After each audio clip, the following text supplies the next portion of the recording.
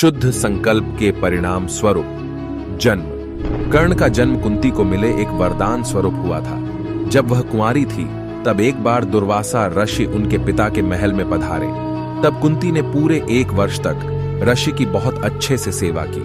कुंती के सेवा भाव से प्रसन्न होकर उन्होंने अपनी दिव्य दृष्टि से ये देख लिया कि पांडु से उसे संतान नहीं हो सकती, और उसे ये वरदान दिया कि वह किसी भी देवता का स्मरण करके उनसे संतान उत्पन्न कर सकती है। एक दिन उत्सुकतावश कुंवारेपन में ही कुंती ने सूर्यदेव का ध्यान किया। इससे सूर्यदेव प्रकट हुए और उसकी नाभि को छूकर उसके गर्भ में प्रवेश किया और अपने पुत्र को वहां मंत्रों द्वारा स्थापित किया। कालांतर में कुंती के गर्भ से ऐसा बालक उत्पन्न हुआ जो तेज में सूर्य के ही समान था, और वह कवच और कुंडल लेकर उत्पन्न हुआ था जो जन्म से ही उसके शरीर से चिपके हुए थे। चूंकि वह अभी भी अविवाहित थी, इसलिए लोकलाज के डर से उसने उस पुत्र को एक बक्से में रखकर गंगा जी में बहा दिया। लालन पालन। कर्ण गंगा जी में बहता हुआ जा रहा था कि महाराज भीष्म के सारथी अधिरथ और उनकी पत्नी राधा ने उसे देखा और उसे गोद ले लिया और उसका लालन पालन करने लगे। उन्होंने उसे वासुसेन नाम दिया। अपनी पालनकर्ता माता के नाम पर कर्ण को राधे के नाम से भी जाना जाता है।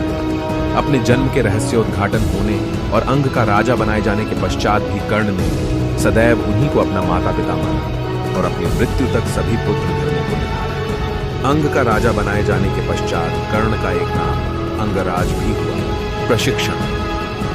युवावस्था से ही कर्ण की रुचि अपने पिता अधिरथ के समान रथ चलाने की बजाय युद्ध कला में अधिक थी। कर्ण और उसके पिता अधिरथ आचार्य द्रोण से मिले, जो उस समय युद्ध कला के सर्वश्रेष्ठ आचार्यों में से एक थे। द्रोणाचार्य उस समय कुरु राजकुमारों को शिक्षा दिया करते थे। इन द्रोणाचार्य ने कर्ण के पिता को यह कहकर वहां से भेज दिया कि इस गुरुकुल में केवल राजकुमार और क्षत्रियों को ही शिक्षा दी जाती है, इसलिए वो कर्ण को शिक्षा नहीं दे सकते। इस प्रकार कर्ण वहां से दुखी होकर चले गए और गुरु परशुराम जी के पास जाकर विनती की।